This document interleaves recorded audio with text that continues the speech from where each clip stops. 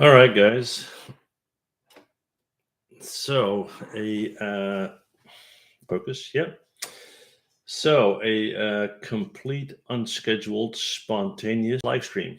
So yeah, I didn't announce it anywhere. Let's see if someone jumps on board. Yeah, we already got two people in, and yeah, I'll wait until we have a couple of folks online, and then we'll talk about what this is about today. Okay. So, hey guys, how are you? On board? Hey Kevin, hello. How long will it be? Well, I tend to do live streams that are a maximum of about 1 hour. Okay. So, yeah, it's been a while since I did a live stream and I thought it was time. And yeah, so here we are. Let's see, what do we got here? Magic brush back to Maya for Retopa Sustenance back to Maya for okay. Yeah, a lot of info. I'll give it let's say maybe 1 or 2 minutes or so before we dive into the actual content, right? So yeah, I'm fine. Thanks for asking. As always, I'm curious to know where you guys are from, right? So yeah, let me know. I know for sure that we have people from India because I recognize a few people. Let's see what else. India, South Africa. Yeah, apparently I should be able to understand Afrikaans, considering that I live in the Netherlands. Let's see, India. Kevin's from Germany. Also, guten Tag, Kevin. Yeah, that's the extent of my German, pretty much.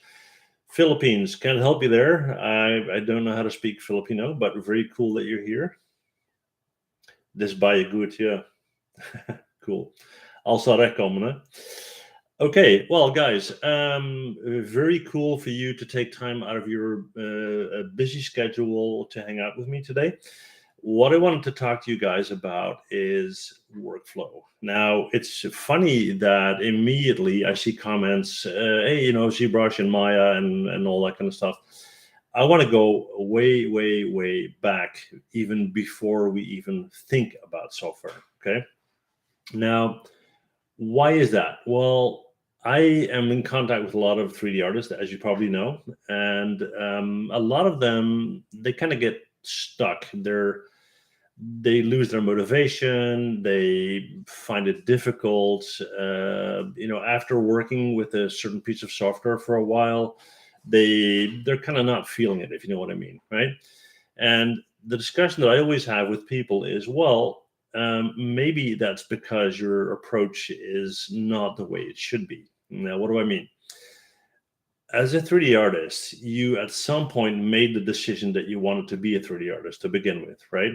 So a lot of us have a background, maybe drawing, traditional drawing on paper, or maybe painting, or I don't know, sculpting, whatever, some kind of art form. So essentially, what you can say is what we're doing is we're finding an outlet, we're finding a way to express ourselves, right? And let me know in the comments if you agree with that. I mean, some people will say, oh, I work in the 3D industry because I want to create games, or I want to be in the movie industry, something like that. Well, that's fine. Thing is, though, people get so involved in their software choices that they lose sight of why they are working on it in the first place. Okay. Um, and let's see. Okay, so Kaliba agrees. Now, so what I want to do is I want to kind of talk you guys through my workflow, right? How I approach a project and why I do it that way. And before I do that, let me know in the comments whether you think that's a good idea and whether you want me to do that, right? Because I don't want to waste your guys' time. So what I want to tell you is, where do I get my ideas from? How do I approach it? What are my steps towards the software that I use, how I use it, and so forth? Okay. So please let me know in the comments if that's what you want to hear or not.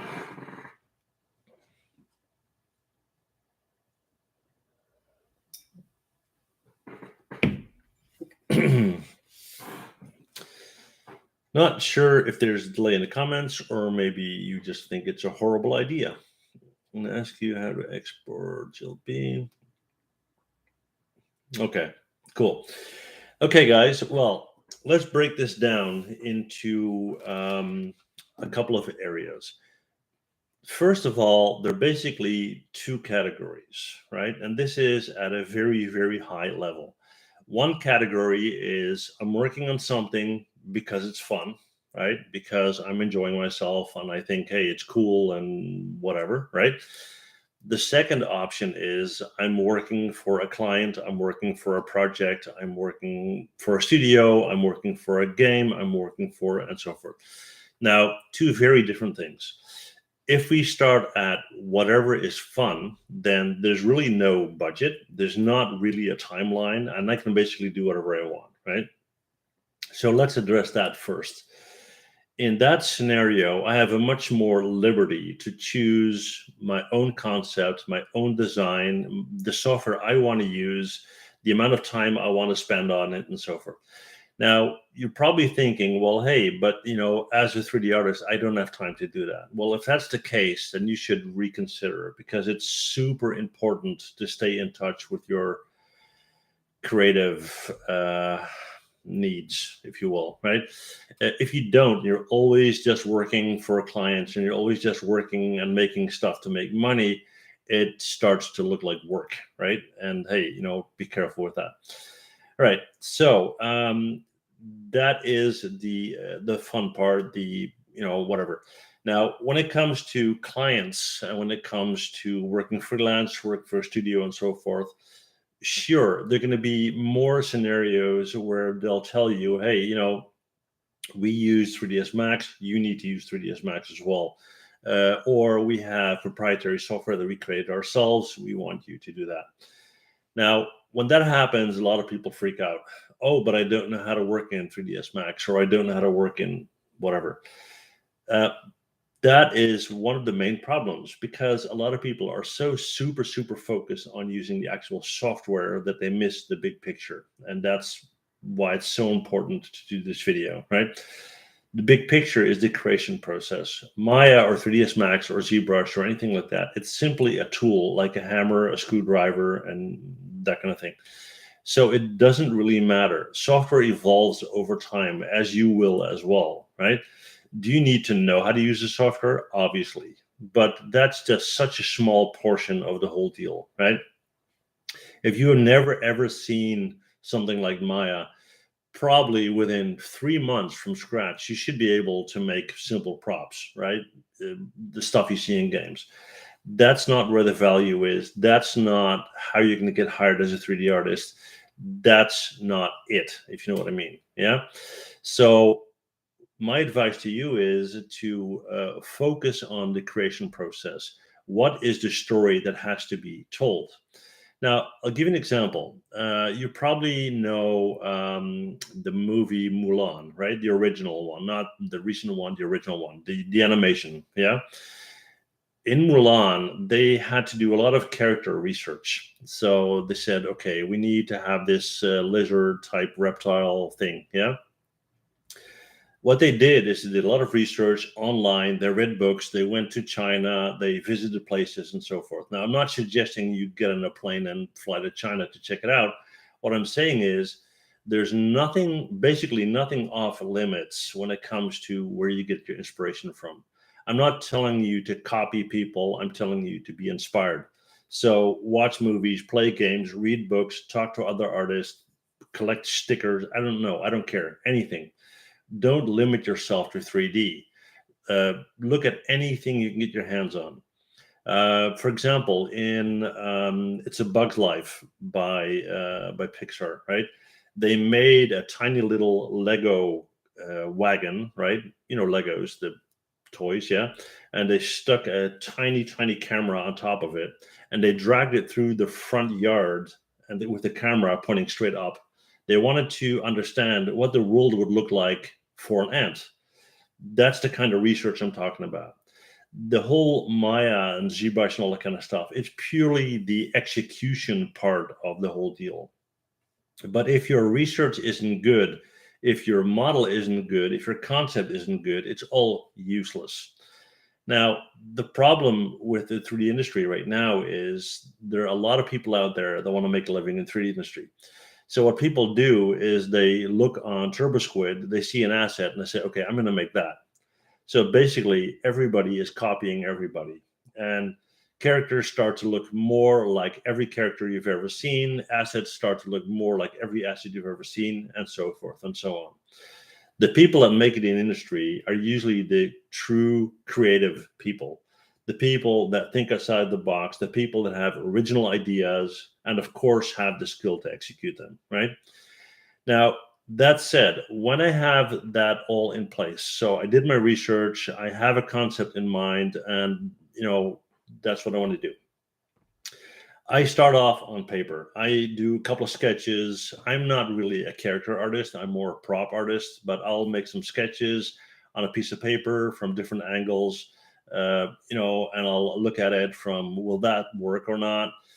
I'll keep in mind, is it something that will have to be animated later on? Because if so, that might have an impact on the design that I'm making. Let's say I want some traditional animation, like a stretch and squeeze and all that kind of stuff. With a hard surface model, it's kind of hard to do that.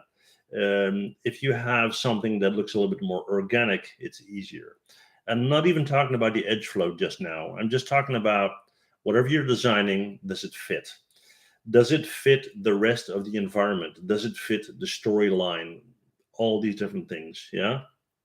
Um, for example, if you're making a character that's supposed to be, I don't know, a homeless person, right? Sleeping under a plastic bag in the street. This guy or lady wouldn't be perfectly groomed, hair clean and all that. It would be the opposite. Now, you would say, hey, that's pretty obvious, but it's not, because every time I review a portfolio, I see things where I'm like, did you reconsider the storyline? Okay. So I do the sketches and I might do this 2 times, 3 times, 4 times. And once I'm happy with it, I start blocking it out. And for me, I block it out in Maya just because I like Maya, but you can use basically any package to do that. So I'll go into Maya and I'll just make super rough models. I'll block out the overall shape of it. No details at all, maybe a 30-minute model, right? The reason why I do that is so I can look at it in 3D and I can kind of get a feel for whether I like the proportions. Is the head not too big for the rest of it? Would the legs that I created support the weight of the upper body? Is it anatomically correct? That kind of consideration. Because if I'm way down the pipeline with all these different details and I have to go back, that would obviously suck. Yeah.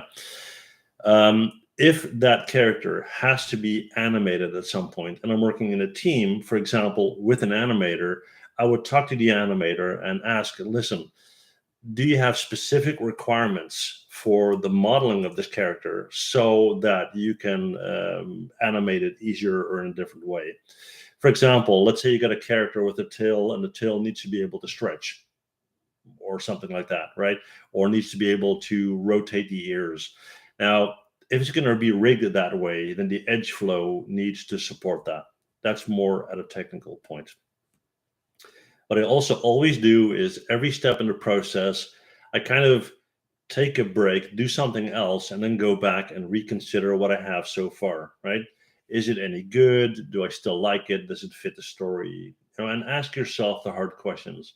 And also have other people ask you the hard questions, okay? Now, once I'm happy with that, my pipeline is usually I will start modeling in Maya, right? Then I will create the low poly. If I need a low poly, I'll create the low poly in Maya. Then I'll go into ZBrush. I'll make a copy of my low poly, and that will become my high poly, right? Some people do it vice versa. They start in ZBrush, do everything in ZBrush, and then they retopo it. I don't enjoy the process of retopo unless I have to. So I make a proper, clean, low poly mesh in Maya. I take that low poly or the copy of it into ZBrush. And then in ZBrush, I bump up the resolution and I add my sculpted detail. And then I bring everything together in Substance Painter, right? Where I do my bakes and so forth. Now, if I need to rig it, I would do that in Maya. If I need to composite for whatever, then let's see. I'm sorry, I'm just reading something. If I need to composite, I would use After Effects or Photoshop. Now, let's do a couple of questions because it's, my workflow is my workflow. But what I want to do in this video is kind of talk to you guys about your workflow, what the issues are you run into, why you run into those issues, and if there's anything I can help you with or advice I can give. Yeah. Let's see here. Let's go back a little bit, guys. I'm just going to go through here and see what we got. Hello. Videos really help me. Thank you. Super Substance Painter Marmoset Toolbag. I use that in the past as well. Let's see. Philippines. You passed the Substance Painter. How to export. Okay, that's a super specific technical question, so I'm going to skip that one for now. Render tutorials for beginners. I have good lighting scene techniques. I have multiple videos on my channel. Please like the video. Yeah, that'd be great. Yes, agree, 100%. How are you? Just ask you to export GLB. Again, that's super specific. Workflow. After Effects. That's the same question again.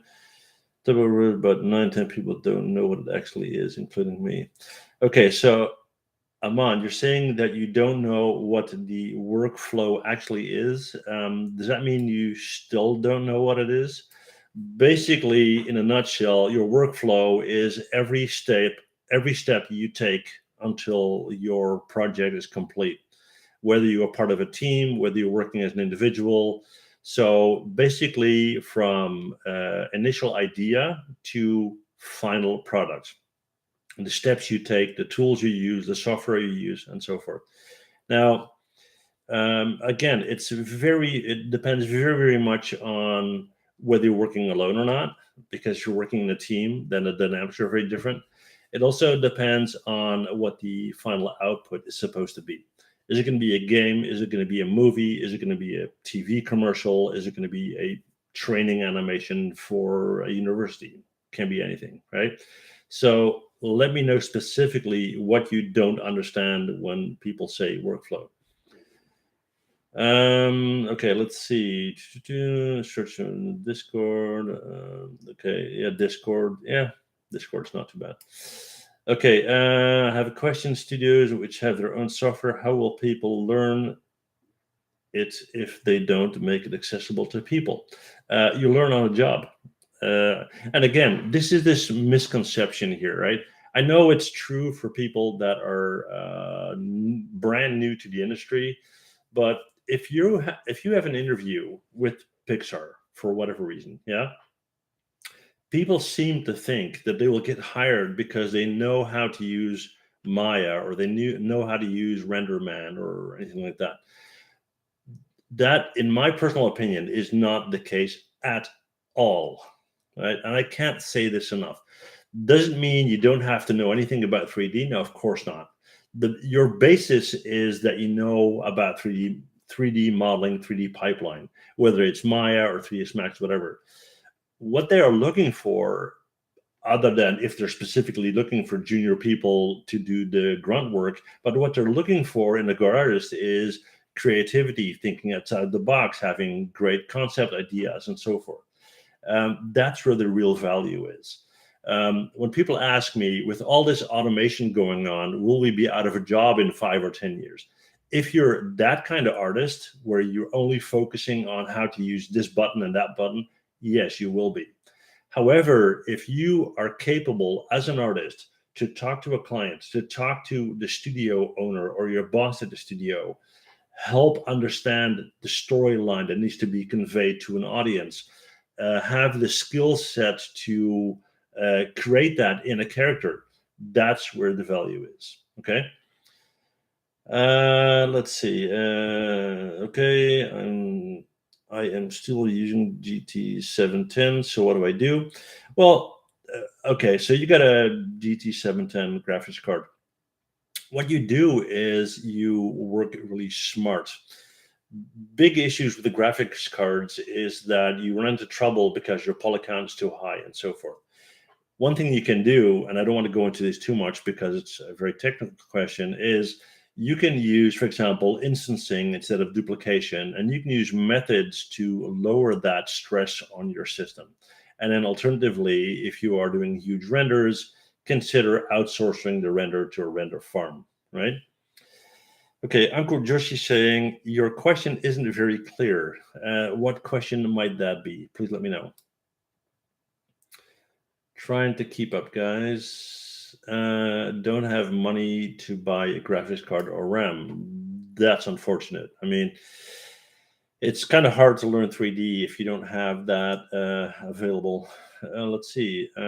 As you follow a set workflow, do you take into consideration of external factors that may affect your work? Oh, absolutely. Now, first of all, brilliant question. Thank you so much. Second, that's kind of the whole point of this video. The thing is this, people will say, what's your workflow? Okay, Maya, ZBrush, Substance Painter, Photoshop, After Effects. Boom, done. Okay, but now I have a client that wants me to work in Marmoset Toolbag. What do I do, right? I learn Marmoset Toolbag. The thing is, as a 3D artist, you need to understand how 3D works, X, Y, and Z, right? The rest is just fluff. Sure, it's cool to know all these things and it's cool to be fast and whatever. But do they want you for your modeling speed or do they want you for your creative genius? Modeling speed is something that can be automated with scripts and all that, right? So you're competing with machines. The creative mindset is where the value is, again.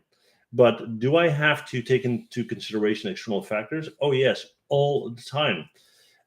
Like what I just said, is it going to be animated? If so, I have to change my modeling process, right? Is it going to be for a cell phone game because I suddenly have topology restrictions and polycount restrictions? Is there a certain style that they want that I have to follow? If I'm working for myself, it's all up to me. If I'm working for a client, I have to consider that. Okay. Do I export animation from Maya into After Effects? Sometimes, but usually just elements of it. Or use Elements 3D to animate in After Effects. Yes, also sometimes. Thank you very much. Beginner Maya navigation tips. What do you mean by navigation? Finding your way in Maya? I have almost 1,600 videos explaining how to do that. So check out my channel. Please give us a pro tip for how to become best 3D modeling artist. Well, basically, that's what I'm doing. What I'm telling you is where the value is. Now, the value, if you want to make money in the 3D industry, you have to create value. That's just how it works, right? If you go to a store and the store has nothing of value, you're not going to spend money there, right?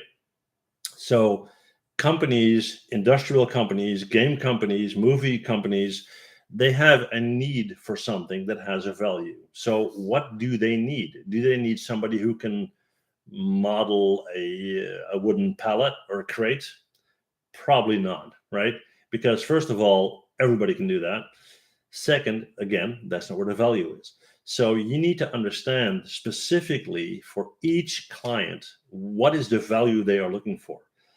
For those of you who don't know, I did a 10-part video series on my channel, everything you ever need to know to become a freelance 3D artist. This addresses everything: how to talk to a client, how to find out what they want, how to find out where the value is, how to, right? So that's on my channel. Check that out.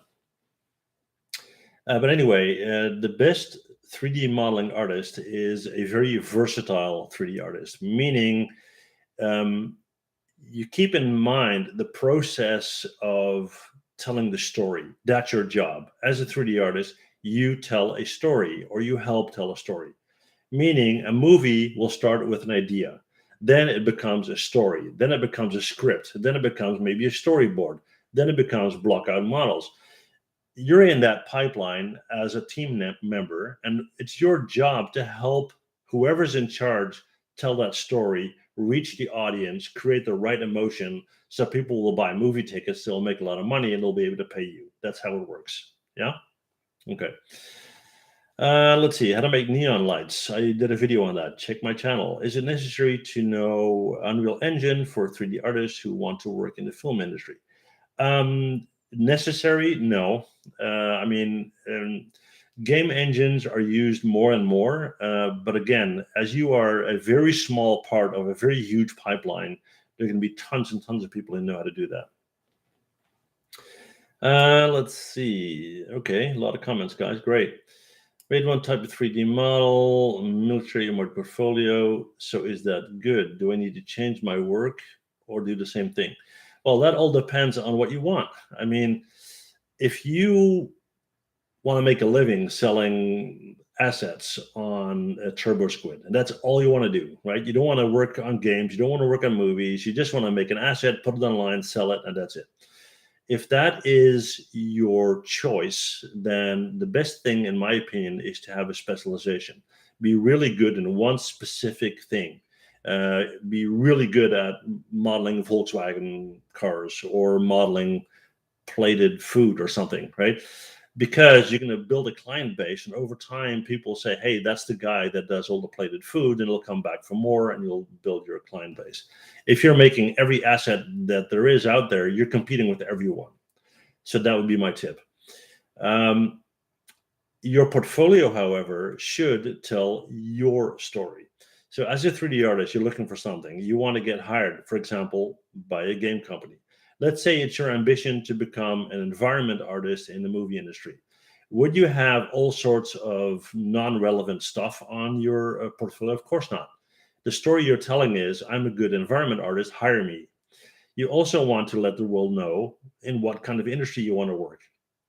So your work should reflect that. Keep in mind that your portfolio is your resume, right? Let's see, Mirko saying, I don't have a real workflow. I model, then render all in Cinema 4D, Octane, but the project I developed for my company are very simple, like intros, logos. Well, and again, intros, logos, and infographics, there's nothing simple about it. Absolutely nothing.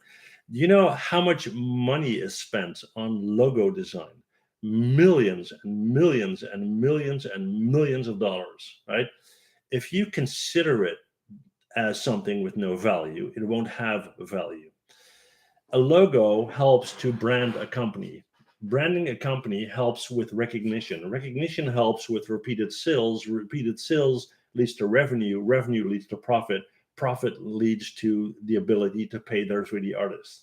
So a logo can be super important. An intro can be super important. If you're looking at a YouTube video and the intro sucks, you're going to stop watching. Maybe, right? Okay, lost opportunity. So is an intro important? Yes. So if you are making a intro or logo or an infographic or whatever, the questions you should ask is, what am I making? Who is it for? What is the intended purpose, right? What do I need to achieve with the final product? Is it an emotion that I'm looking for? Is it a response that I'm looking for? What? Your ability to put that information into your intro, logo, infographic for your employer make you more valuable, gives you more job security and so forth. Yeah.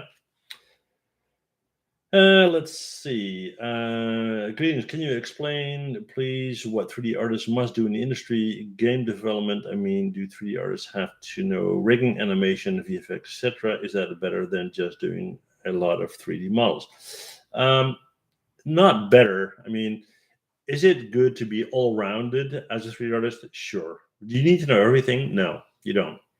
It's kind of a balancing act, right? Let's see. So yeah, usually people will have a little bit of knowledge about everything, and they'll have a lot of knowledge about one thing. So they'll have a specialty. Okay. Let's see. 3D artist is method that takes years. 3D suites are just programs, just another UI you have to learn, but rather you're chamfering or beveling isn't all the same. Not quite sure what you're saying there, but yeah, for the most of it, I agree. Like you said right now, creativity is what they're looking for.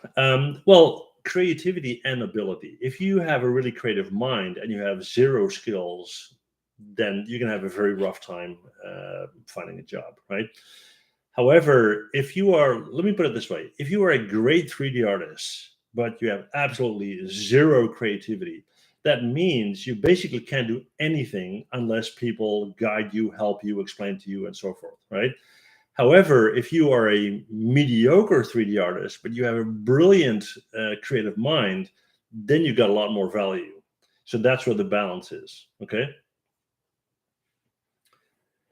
Let's see. Convert my animation hobby to career. So what type of software do we need to learn? And again, that's really software focused. First of all, is it going to be 2D animation? Is it going to be 3D animation? Is it going to be retopo animation? Is it going to be stop motion animation? What type of animation are you looking for? Then, is it for games? Is it for movies? Is it for commercials? And so forth and so on. It's not as easy as just picking a piece of software, right? And there are tons of software out there. So do your research first. Do your work, practice analog as sculptures, painting, etc. Absolutely. What would you recommend for someone, for a designer not familiar with sculptures? Okay. Basically, it doesn't really matter what you do as long as you do it, right? I mean, I draw on paper, I paint on occasion, I sculpt. One of the things I find extremely important is to know everything and anything you can find on the topic of photography. Now, you don't need to buy a fancy camera. If you get a cell phone, that's fine. Why is photography so important? Well, at the end of the day, everything you do as a 3D artist will end up either in a still render or in a moving image, right? Whether it's a game or an animation or whatever. In both, you need to have good lighting. You need to have good composition. You need to have good storytelling aspects. All of these things are part of photography. So by watching a lot of photography videos on YouTube, you learn about the use of lens. What is wide angle lens? What is a narrow lens? What is used for landscapes? What is used for, and so forth. Now you're probably thinking, well, how does that relate to 3D? In Maya, you can choose what lens you want in your camera. You can choose the aperture of the lens. If you don't know what the aperture is, or you don't know what aperture is to begin with, that's a problem, right? So that's one creative thing you can do. And if you've got a phone, it's basically all you need, and it will help you tremendously. But do anything, listen to music, right? Music is super important. Why? Music tells a story. Look at every bridge you can find towards other creative elements that tell stories. That's basically what I want to say. Yeah. Okay. Right. How do you start in the industry? Start with a short film, work your way up with your portfolio. Okay. So, how you start in the industry? Well, first of all, before you start in the industry, you have to start building your skill set and your knowledge, right? So it's a good thing to research the industry, find out what you want to do, where you want to do it, and how you're going to achieve that. Then you set up your goal of, I'm going to go to college, or I'm going to self-study, I'm going to train myself in this software, that software, and so forth and so on. Yeah.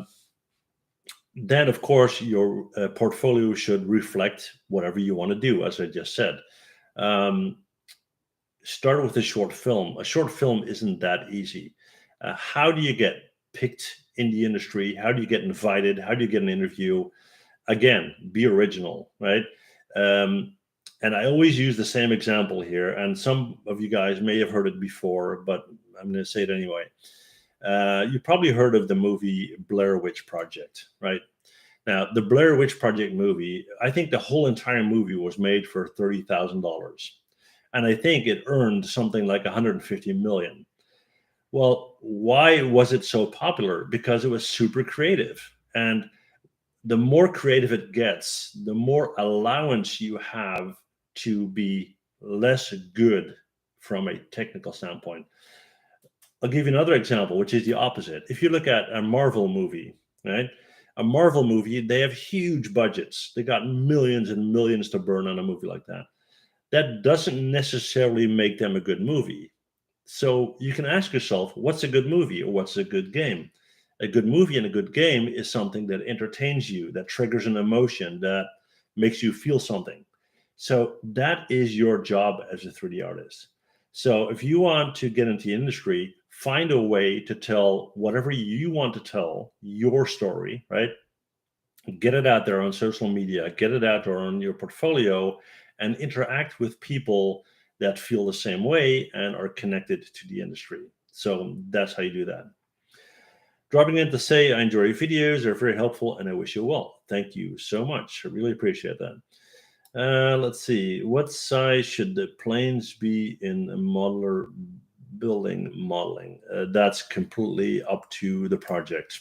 I can't answer that question.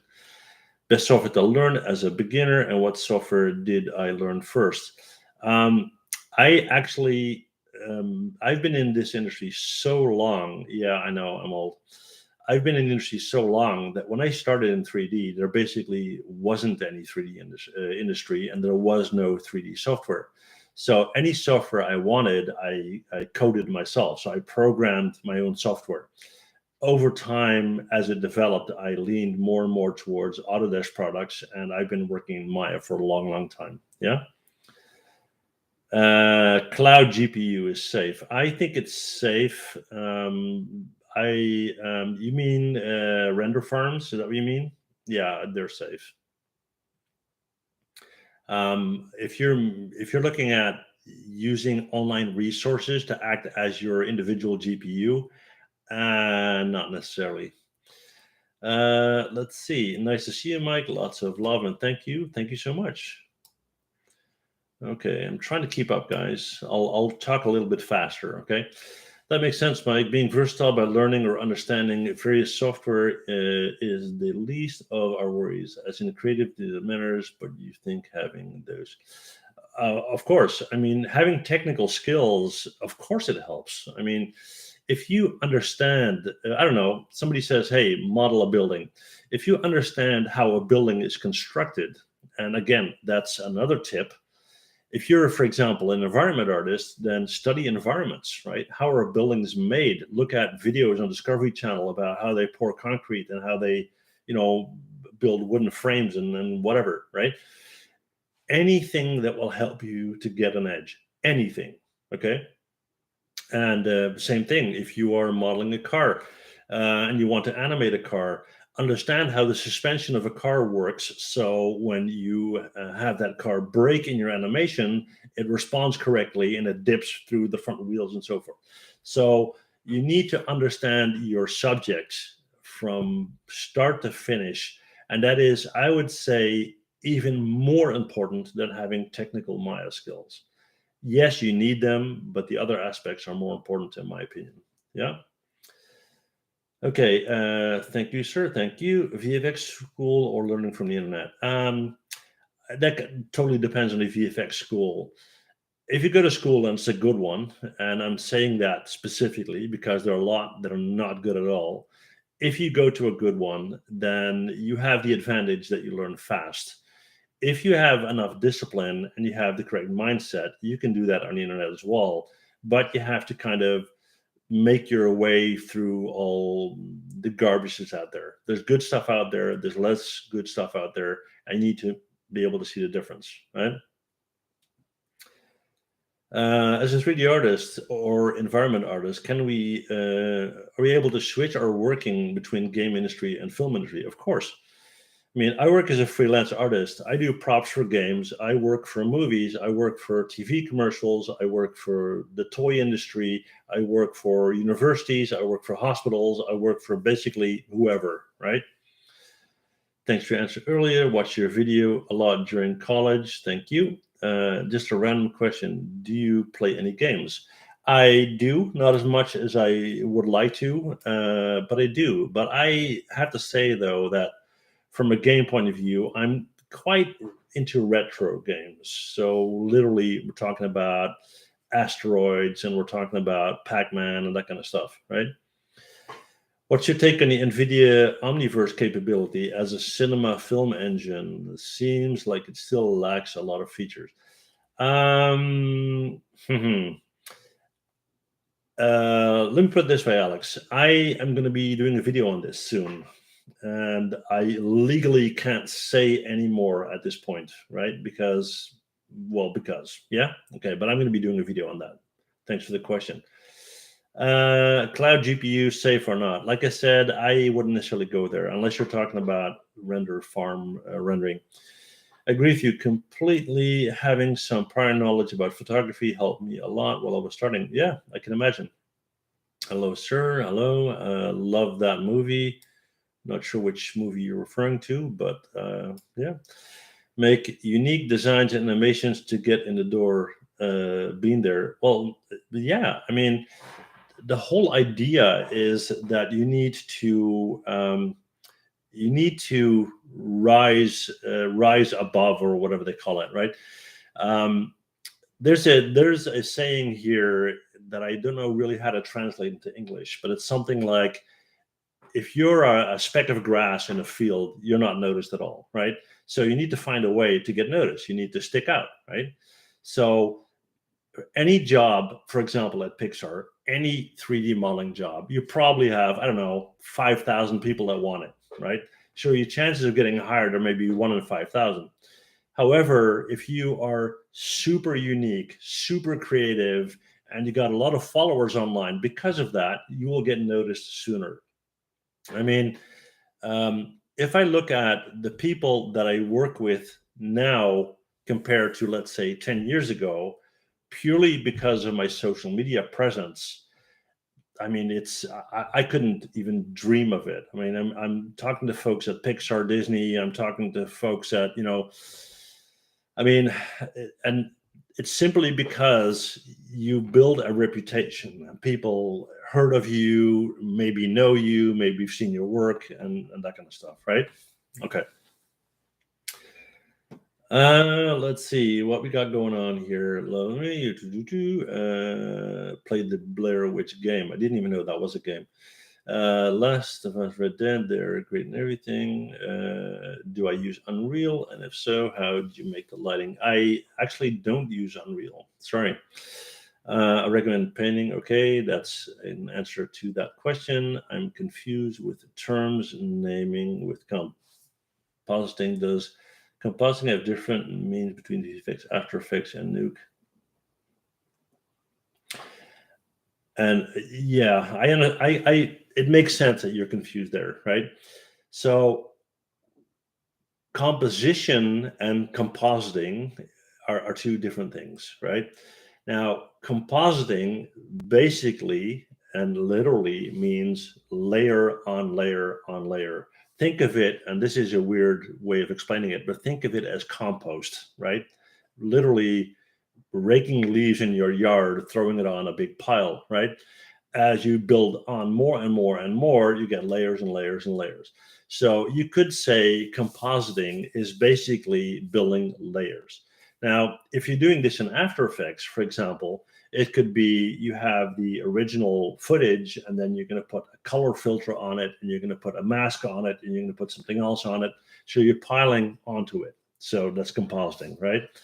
In something like Nuke, basically you're doing the same thing. If you look at something, let's see, just understand the question correctly here. Yeah, so to be specific, whether it's VFX or it's another type of compositing, like for example, you do a 3D render of an image, right? And then you take it into Photoshop and you render it out individual passes. So you got your ambient occlusion, you got your, and so forth. You put everything into Photoshop, and then you start to put layer upon layer upon layer, and you apply filters and so forth. Basically, that's compositing as well. So let me know if that answers your question. Yeah. And it seems is modeler. Okay, that's an answer to that question. On my first freelancing job, just still a university student, the client told me to make 3D complex assets in one day. Is this reasonable? As it's my first time, I really had no idea what to say. Well, if a client asks you literally make 3 complex assets in one day, that's a stupid question, because the whole term of complex, that's not an objective term, because what's complex to him might not be complex to you. So unless he or she specifically said, this is what I'm looking for, your question should be, what do you want me to demonstrate by modeling these 3 assets? Are you looking for a specific technical knowledge or skill? Are you looking for my problem solving abilities? What do you want me to demonstrate in this? Because making 3 complex assets, that can be anything, right? Is it reasonable to ask you to do that in one day? No, it is not. Not at all, right?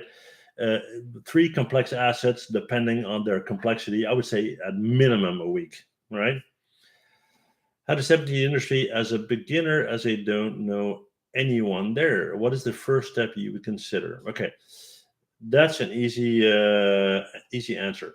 What you need to do is get onto social media and join groups where there are 3D artists around, right? And initially, just read, listen, watch. Read anything you can get your hands on about the industry, about people in the industry, about projects they're working on, and so forth. Investigate software, look at my tutorials, Blender tutorials, whatever. Not necessarily working in the software, but just to get a look and feel. Try to figure out what you want and then start to work towards that path, right? Now, it's a long road to become a 3D artist, but it can be done. Just surround yourself with anything that will give you an advantage to get there. So the right people, the right knowledge, the right information, the right environment, and so forth. Yeah. Let's see. Kind of lost my track here.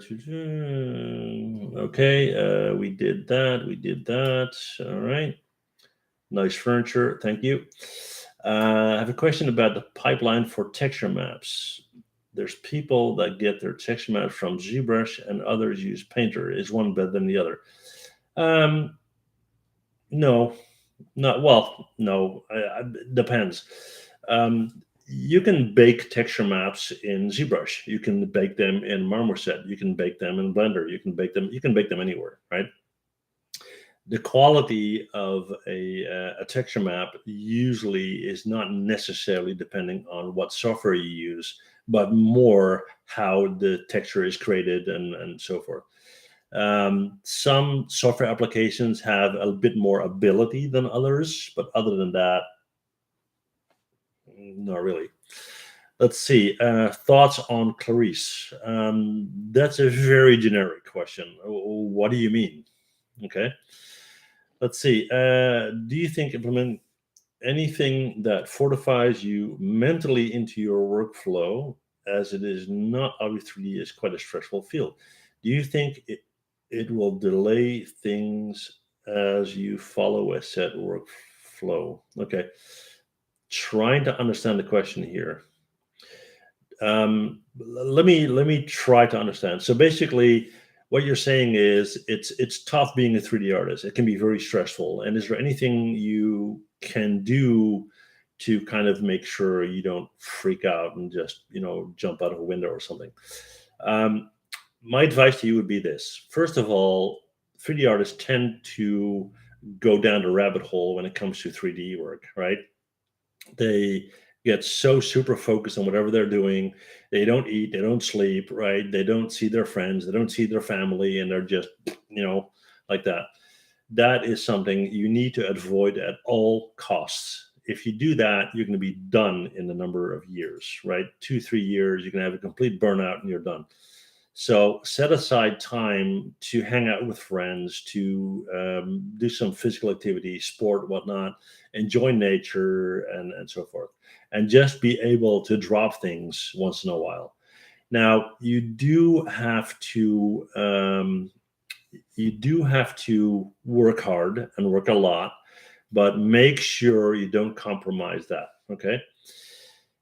Let's see. Do you think? Okay. Now I understand what is compositing. So when you saying photography helps with 3D, means you meant composition.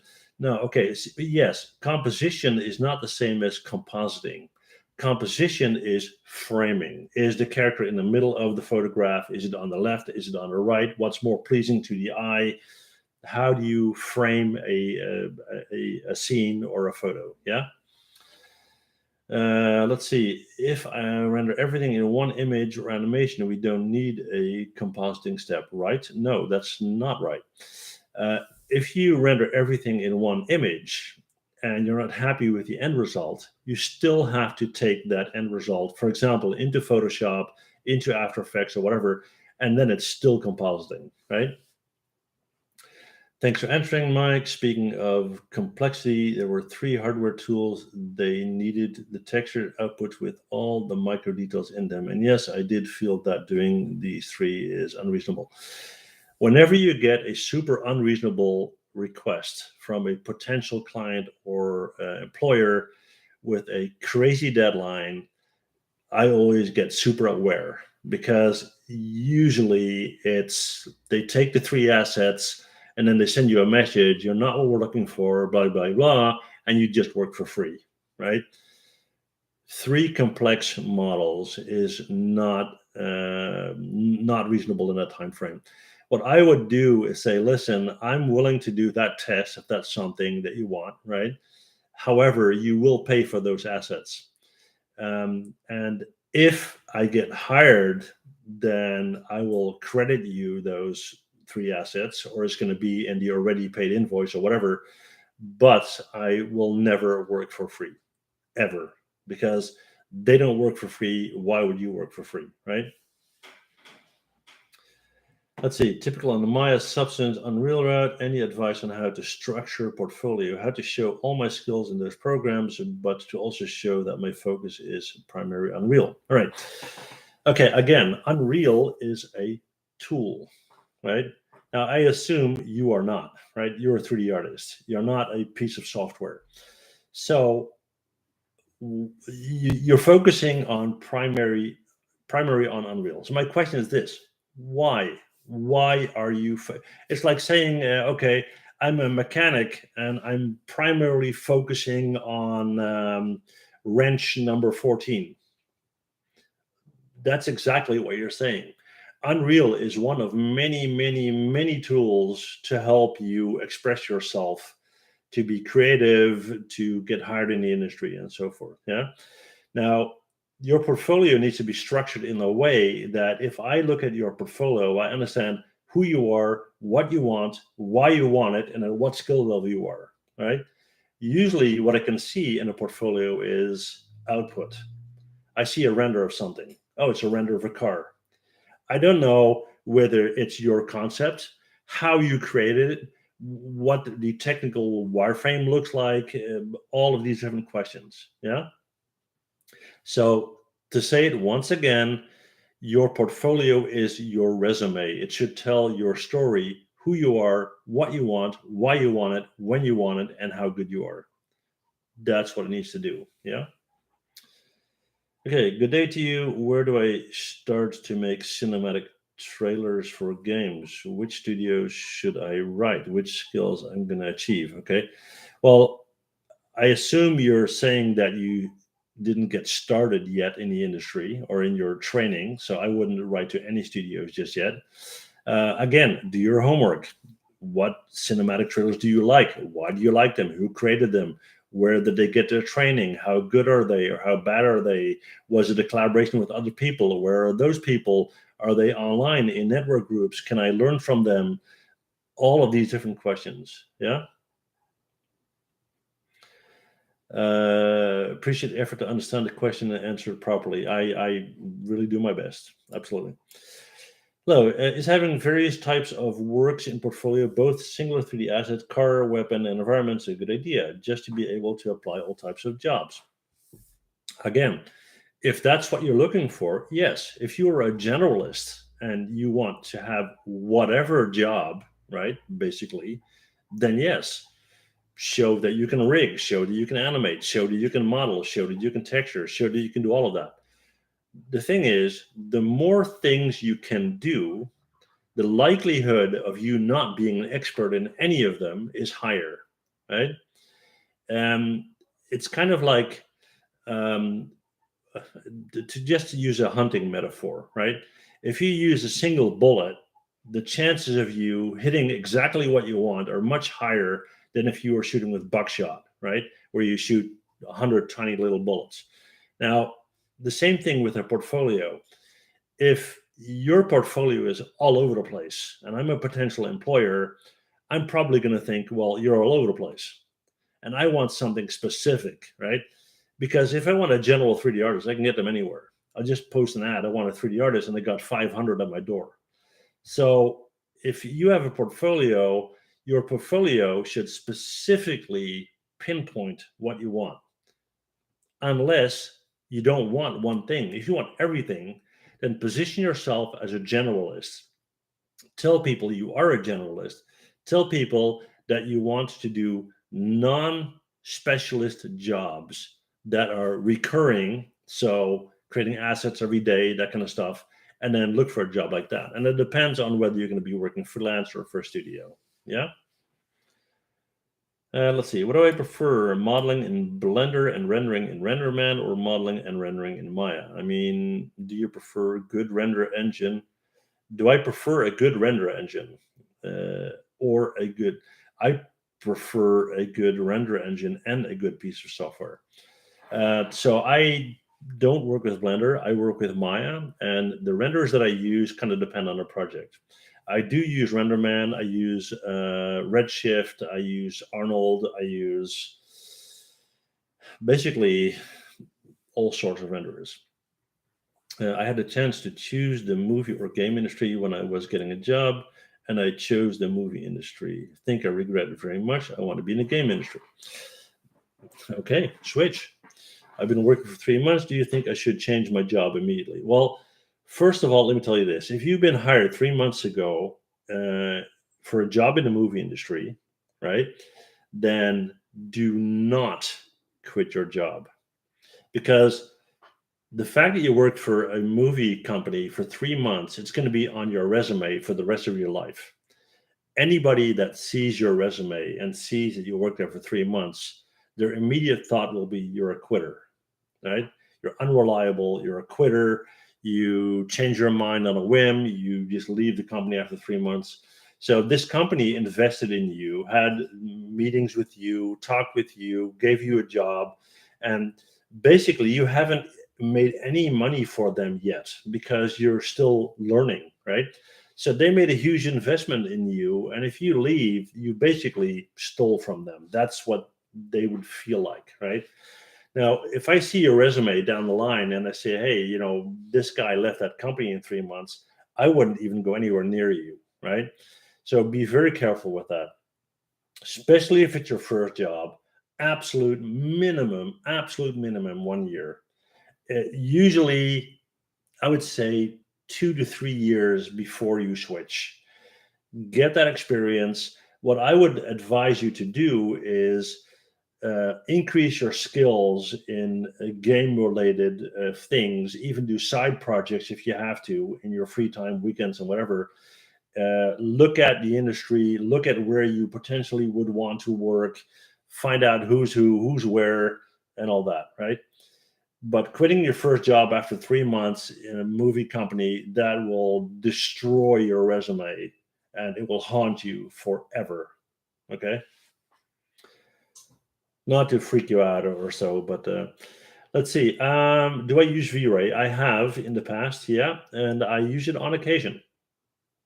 Let's see. Can a particular person, I assume you mean, can one individual make a 3D short film? Yeah, you can. Will it take a long time? Sure. I've seen someone do a traditional 2D animation, and it was 6.5 minutes long, I think, and it took him a year, right? So you can do that in 3D, and in 3D, it's obviously going to be much faster, but it can be done. So yeah, absolutely.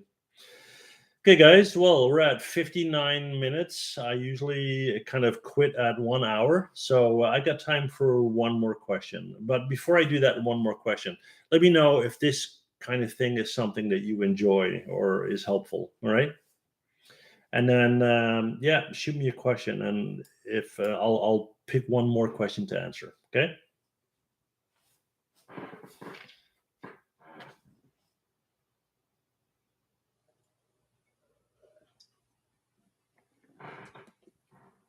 Thanks for tutorials. You're very welcome. So I started learning Houdini through tutorial on YouTube, and I wanted to know whether I should go to university like Lost Boys to learn it, or just learn using online courses. Okay.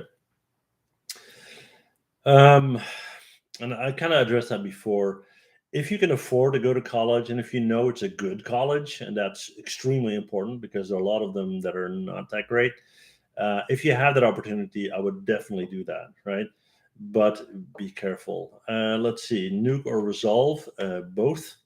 Yes, we enjoyed it. Thank you very much. How about going through people's ArtStation portfolio on stream and tell us your thoughts and advice about it? Well, I do a lot of art critiques. People send them to my email address, and I usually make YouTube videos about them. And then I talk openly about the portfolio and what I've noticed on YouTube. So I have a playlist that's called Portfolio Reviews, and there are some examples there if you want, right? Let's see. Shout out to you. Tutorials really helped me. That's great. Thank you so much. I really enjoy your stream. Learn 3D tips in English as well. Okay, very cool. Okay, everybody. Well, I want to thank all of you so much for taking a full hour out of your day to listen to me go on and on and on about 3D.